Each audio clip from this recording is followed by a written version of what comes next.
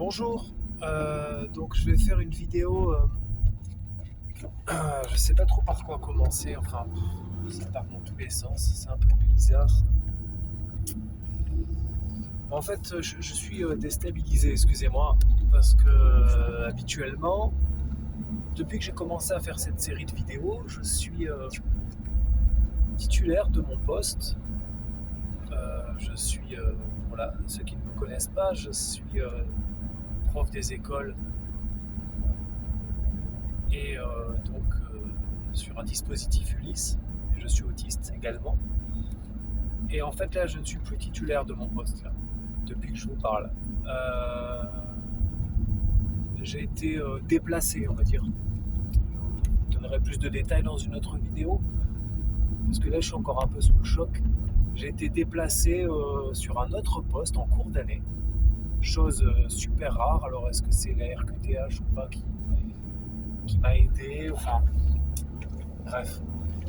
Je dois vous avouer que c'est super compliqué. Je ressens énormément de colère, énormément de tristesse, forme de mal-être, sentiment d'injustice. Bon, je résume brièvement, même si bon, le sujet de la vidéo, ça va traiter de la fatigabilité. Et en étant autiste et le fait de faire attention à ne pas basculer, de passer de la fatigabilité à excessive à tout simplement à la dépression bien profonde, au burn-out autistique, à tout ce que vous voulez, appelez ça comme vous voulez. On n'a plus envie de rien faire, on a envie de se tirer une balle. Et voilà. Donc, je vais parler de la fatigabilité dans cette vidéo. Quand on est prof et autiste. Mais avant, je veux quand même situer le contexte. Donc, ça fait plusieurs mois, depuis le mois de septembre en fait, que je suis prof sur un nouveau poste. Avant, j'étais en IME pendant longtemps. Un poste d'Ulysse école. Et depuis le mois de septembre, je me démène, je m'arrache, je fais tout. Et vous savez que quand on est autiste, vous le savez très bien, il faut faire plus que les autres, encore plus que les autres. Arriver plus tôt, partir plus tard, même si c'est pas forcément une question d'heures, mais d'intensité de travail, mais il y a beaucoup de choses à faire. Et très clairement, je m'épuise. Là, nous sommes au mois de mars. Et donc, une fois de plus, je ne vais pas finir l'année. Donc ça, c'est un gros classique chez les profs autistes, enfin chez les autistes tout court. Je ne vais pas finir l'année par fierté, parce que j'ai pas su, comment dire. Enfin, il y a eu plein de choses qui se mélangent. J'ai pas su réellement écouter mon corps et je me suis épuisé. En plus, il y a eu des soucis avec l'AESH avec qui je travaillais n'était pas du tout en phase avec moi. Et elle a fait savoir à l'inspection. J'ai eu un moment d'impulsivité au mois de novembre où j'ai plaqué un élève au sol. Et là, ça m'est retombé dessus. Et petit à petit, ça a commencé à se dégrader. Les relations ont commencé à se dégrader, même si elles n'avaient que très peu existé. Et le plus compliqué, c'est que progressivement, je me suis vraiment retrouvé tout seul, face à tout l'ensemble des collègues, qui malgré une apparence de bienveillance, n'avaient rien de bienveillant. Bien au contraire. Tout ce qu'elles voulaient, c'est continuer à mener leur petite vie avec leur classe et ne pas se soucier d'éventuels problèmes qu'un collègue autiste pouvait leur apporter, sans même penser qu'un collègue autiste pouvait aussi leur apporter du positif. Ça, c'était loin de leur préoccupation. Mais bon, là, je vais arrêter de ruminer le broyer du noir. Je suis encore dans le vif du sujet. Je vais vous parler de la fatigabilité.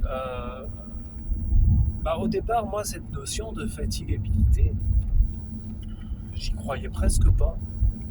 Je rappelle à ceux qui ne me connaissent pas aussi que ça fait seulement 5 ans que je suis diagnostiqué officiellement autiste et qu'avant j'étais dans le déni quelque part. Et donc on me parlait de fatigabilité. C'est un truc de victime, un truc de fragile, ça, la fatigabilité. En fait, je l'ai toujours eu, la fatigabilité. Sauf que je l'ai tue.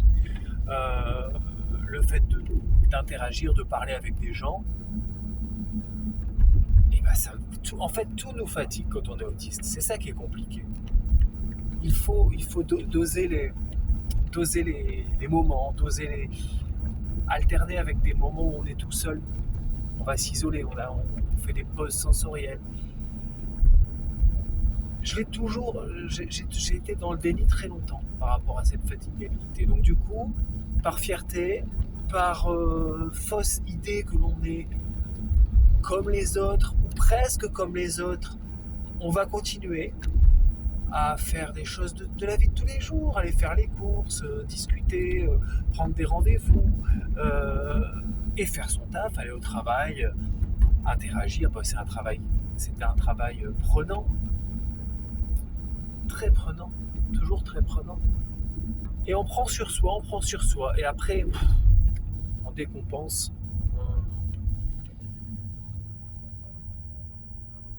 On a... Et le problème, c'est que cette fatigabilité, elle peut très rapidement se transformer en une perpétuelle noirceur d'âme, si vous voulez. Puisque vu qu'on ne supporte plus rien, les cris, les bruits, les passages, les changements, plus rien, on est fatigué partout en fait. Je mélange un peu tout, je sais, enfin, excusez-moi, ça fait partie de... Et ben du coup, on commence à sombrer quelque part. Waouh, c'est pour ceux qui connaissent qui me connaissent pour la première fois, vous dites waouh, le gars ne va pas bien, le gars va mal. Très clairement, on peut dire que c'est réel. Ouais. Je vais arrêter la vidéo en fait. Je vais essayer de me faire une promesse. Deux promesses.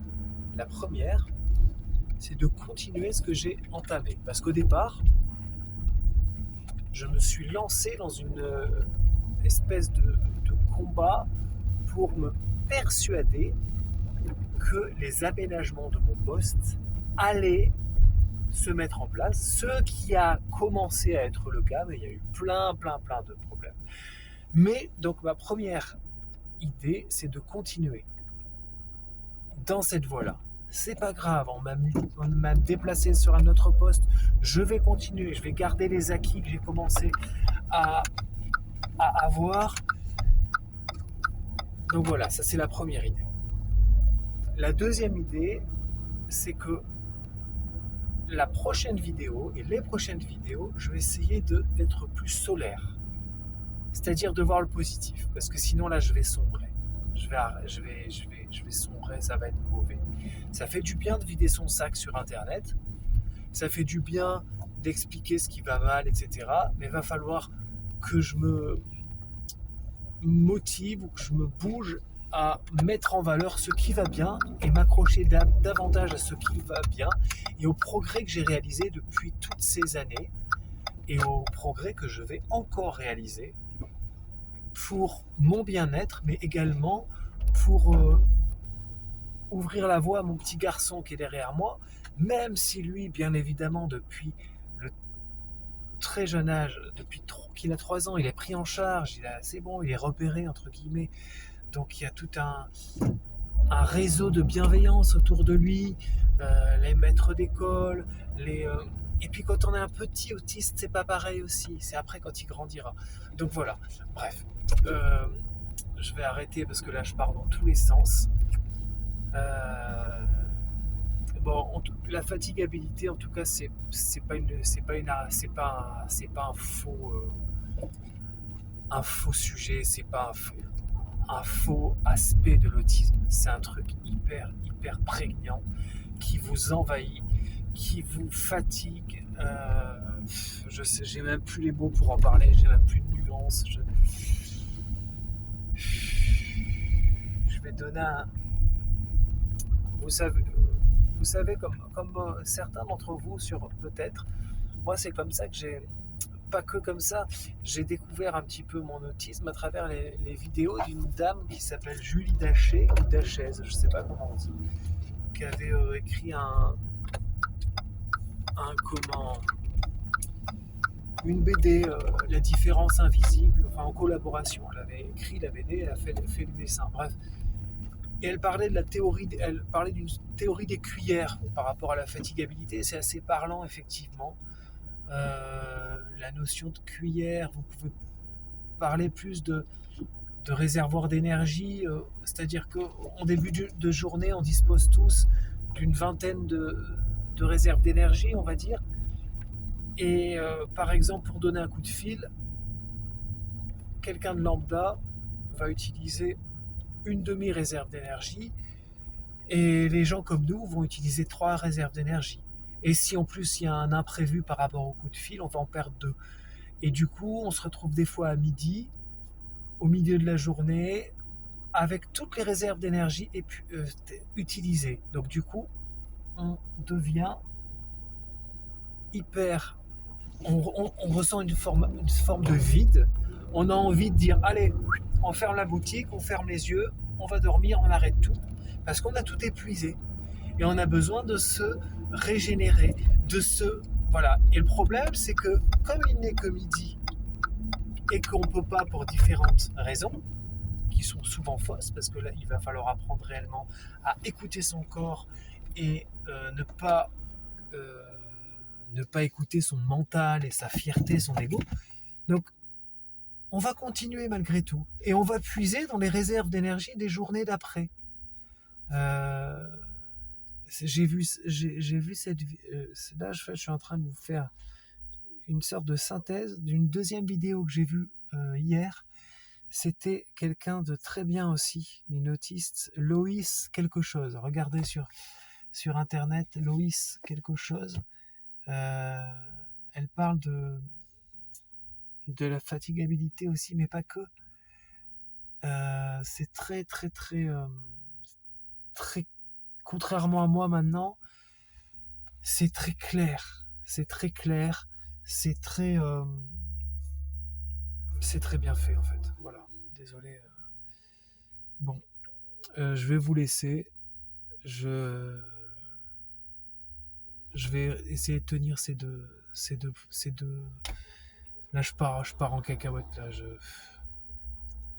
j'ai envie de pleurer, j'ai envie de crier, j'ai envie de frapper des gens, j'ai envie de m'isoler, j'ai envie de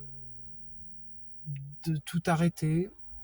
Bon, il va falloir que je trouve un juste milieu. Bon, je vais pas frapper des gens parce que je sais bien que c'est interdit. Voilà. Donc, 2 promesses que je me fais la prochaine.